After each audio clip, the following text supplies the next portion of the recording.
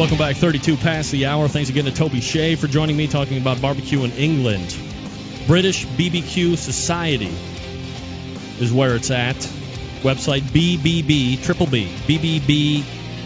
BBQS.com, British Barbecue Society. All right, as promised, we go to the hotline, and we bring up newest sponsor of the show, Dave Bouska from Butcher Barbecue. Dave, great to have you back on the show. How are you, buddy? Oh, we're doing good, Greg. All right. Well, thanks for taking the time out to join me, Dave. Lots of places that we can actually start talking about tonight, not, of course, to diminish anything with the new partnership that we have joined both Butcher Barbecue here and the Barbecue Central radio show. I'm honored that you are confident enough in the show to admit to the masses the quality product that is Butcher's Barbecue injections, rubs, and, of course, you do have sauce as well. So for the people that, for probably the few people that have been living under rocks that aren't familiar with the product, tell us about the injections, what they offer when you are actually putting them in product, why you would want to use them, and if you think that it should be a competition-only thing or if barbecuers in the backyard could use them as well. Well, I think that they should be used everywhere. Okay, let's be real. Okay. I think if you want tasty, juicy product, use it. It's not a fix-all, and it can't fix stupidity when it comes to cooking. It just helps to alleviate items and let you concentrate on other things, be it beans or competition chicken or a beer. I mean, concentrate on that and let the juiciness be what it is. All right, so if I'm trying to be contrarian here for a second, Dave, and I say, look, Dave, I cooked 4 pork butts here on last Wednesday when I had a couple days off, and I didn't inject them. I rubbed them down with some Albuquerque seasoning that I got from Kirk over there, and they were fabulous. I didn't inject them. They seem to be pretty juicy in my estimation. This is coming from a guy that has never injected. So if I think my product is pretty damn good right off the bat times 4, like I did, am I to believe that it's going to be even better if I would have injected it with some Butcher Barbecue pork butt injection? No. Oh. But what it can do is it can help change your flavor profile by adding other things in with the injection. A lot of people on pork will add fruit juices, nectars, things like that. Well, you're going to have to excuse us. There's someone coming to the door.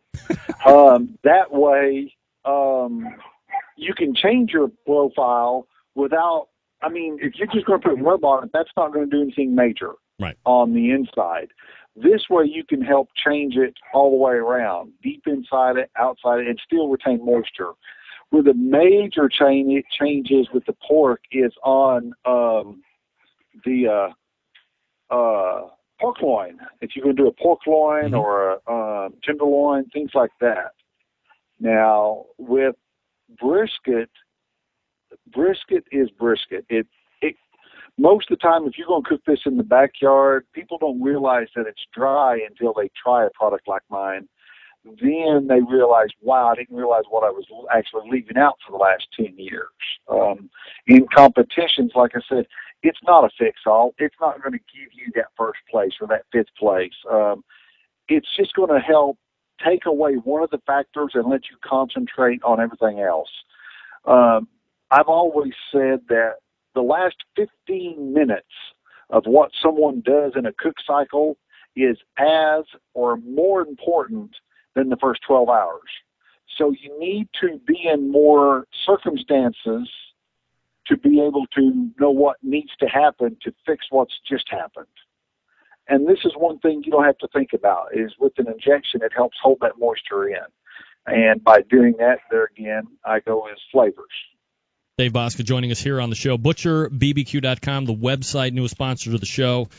Dave, for the people that don't understand the science and why injecting your beef or your meat or whatever the case may be is beneficial, how does the product actually work when you're putting it inside a butt or when you're – that didn't sound good. When you're putting it inside a butt or when you're putting inside brisket? All right. The actual makeups of my product is HVP. It's hydrolyzed vegetable protein, some phosphates, a little MSG, Xanthium gum. Xanthium gum is used for the thickness, and I feel you need a thicker product to help hold it in there till it sets up. The phosphates, what they do is they help. When they rehydrate, they actually adhere themselves to water molecules, and the water molecules will then adhere to the muscle. But by doing so, you can add flavors inside that water that will help hold it inside the meat. And that's mostly the whole process. And HPP can be used as a natural enhancer. It can be used for tenderizing. So there's multiple things that has aspects to. Dave Bouska joining us here on the show. So between the pork injection, between the beef injection, as far as your sales go, popularity, do you find one that is more of a favorite, whether it be, well, I mean, just through normal sales volume, which one seems to fly off the shelves better for you? The beef injection is far more larger sale than pork, because pork has a lot of, like what you were saying, I would say less people inject pork than they do beef. Beef being the solid muscle and where it actually comes from on a beef, it's used more, so it needs more assistance in getting to where everybody likes to eat it. The pork has enough connective tissues and inner muscle fibers to help keep it moist on its own. Now, there's brines that are out there. Do you have brines available as well, or are you just with the injections? Well, we have a product that we actually released about a month ago called Grill. I actually have been working on that about a year, and the basis of it is for chicken, but it can be used in so many different aspects. We've brined and cooked ribs in it. We've done chicken. We've done steaks with them. The product is 100% soluble to where it will dissolve almost instantly. You can brine with it. You can inject with it. I actually, in my competition, I inject and brine both with this product.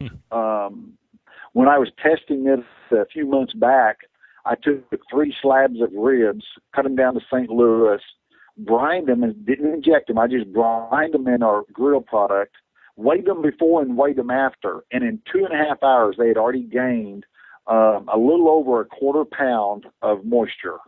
That's a lot of moisture in a thin rib. So and when I cooked them, yeah, they were very moist.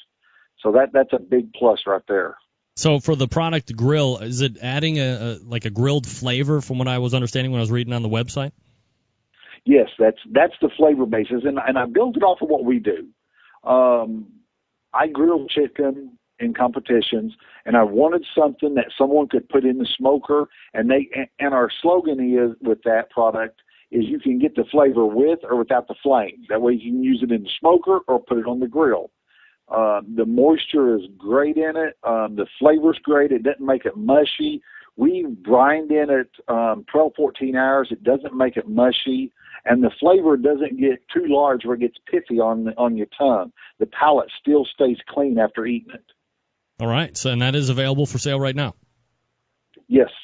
All right. That's Grill. So be sure to check that out. Again, the website, butcherbbq.com. Dave